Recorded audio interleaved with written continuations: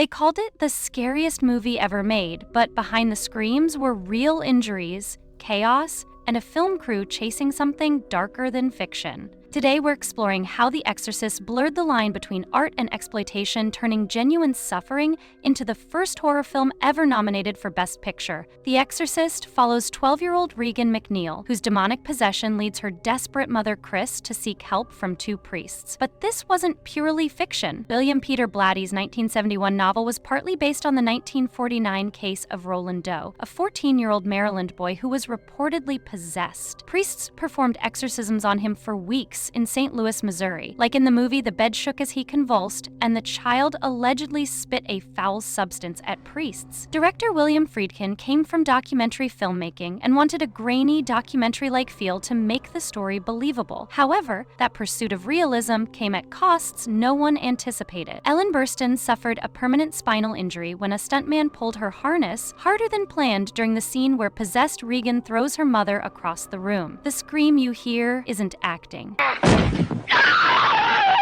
It's genuine agony that caused chronic spinal problems persisting to this day. Similarly, Linda Blair fractured her lower spine when she was too loosely strapped to the violently rocking bed, leading to scoliosis and chronic pain she still manages decades later. Like Burstyn, her actual screams of pain were kept in the final film. She also spent hours in the refrigerated bedroom set, cooled to 30 degrees below zero, wearing only a nightgown, leaving her with a lifelong aversion to cold. Meanwhile, Friedkin used shock tactics to generate authentic reactions. He fired guns without warning on set. He slapped Father William O'Malley hard across the face to get the shaken reaction he wanted for the last rites scene. Even the projectile vomit that hits Jason Miller's face was unplanned. The tube misfired, hitting him directly in the face instead of his chest. Miller's disgusted reaction was completely genuine. Beyond the physical injuries, a series of bizarre incidents plagued production. A fire, allegedly started by a bird flying into a circuit box, destroyed the entire set except Regan's bedroom, which remained eerily untouched. Production was delayed 6 weeks. One morning, the crew found the indoor set covered in snow from the air conditioners. A carpenter lost his thumb. A lighting technician lost a toe. More disturbingly, 9 deaths were linked to the production. Actors Jack McGowran and Vasiliki Maliaros both died shortly after filming. Eerily, both their characters also died in the film. Max von Sydow's brother died after his first day of shooting. Linda Blair's grandfather died during the first week. Years later, Mercedes McCambridge's son, she voiced the demon, was involved in a murder-suicide. The curse narrative deepened further when Paul Bateson, who appeared as a radiologist's assistant, was convicted in 1977 of murdering film critic Addison Verrill. He was subsequently linked to a series of murders known as the Bag Murders that terrorized New York's gay community, though never convicted for these additional crimes. For 14-year-old Linda Blair, the film's impact extended far beyond the set. As a child, she didn't fully understand the explicit nature of some scenes. The crucifix scene was entirely directed by Friedkin, without her grasping its implications. Yet after release, Blair received death threats from viewers who believed she was glorifying Satan. Warner Brothers provided bodyguards for 6 months. The media attention overwhelmed her. Years later, at 18, Blair was arrested on cocaine charges and sentenced to 3 years probation. She later hosted Scariest Places on Earth, struggling with both physical injuries and the psychological weight of becoming a target so young. Despite, or perhaps because of, these controversies, The Exorcist was nominated for 10 Academy Awards, including Best Picture, making it the first horror film ever recognized at that level. It won 2 Oscars, Best Sound and Best Adapted Screenplay. Some theaters handed out barf bags. People fainted, vomited, and fled screenings. One woman fainted and broke her jaw, then sued Warner Bros., claiming subliminal messages caused her injury. During the Rome premiere, positioned between 2 ancient churches, a severe lightning storm struck and a 400-year-old cross fell into the piazza. Critics were divided, but audiences waited in freezing weather for hours, sometimes rioting outside sold-out theaters. Consequently, the film legitimized horror in mainstream cinema, leading studios to invest major budgets in films like The Omen and the Amityville Horror. Evangelist Billy Graham declared the devil is in every frame of that film. Notably, both Friedkin and Blatty viewed it as a theological thriller, a supernatural detective story about the mystery degree of faith. That perspective helps explain why they pushed so hard for authenticity. Ultimately, The Exorcist remains terrifying because it captured something uncomfortably real. The low-tech, mechanical special effects were done on camera, creating genuine reactions from actors who were truly frightened. Friedkin's documentary background taught him to chase authenticity above all else. The film changed cinema by proving horror deserved serious recognition. After The Exorcist, it would be 44 years before another horror film, Get Out, received a Best Picture nomination, showing both the barrier it broke and the Academy's lingering discomfort with the genre. 50 years later, it remains one of the most influential horror films ever made. The question isn't whether Friedkin's vision succeeded, it clearly did, but Ellen Burstyn still deals with back pain. Linda Blair carries both physical scars and the weight of death threats received as a teenager. The line between dedicated filmmaking and pushing people too far isn't always clear, especially when the finished product is undeniably powerful and historically significant. This is Ladies First, watching women in movies. Here we empower women by reviewing and discussing films that highlight their stories, struggles, and achievements. Don't forget to like, subscribe, and share your thoughts in the comments.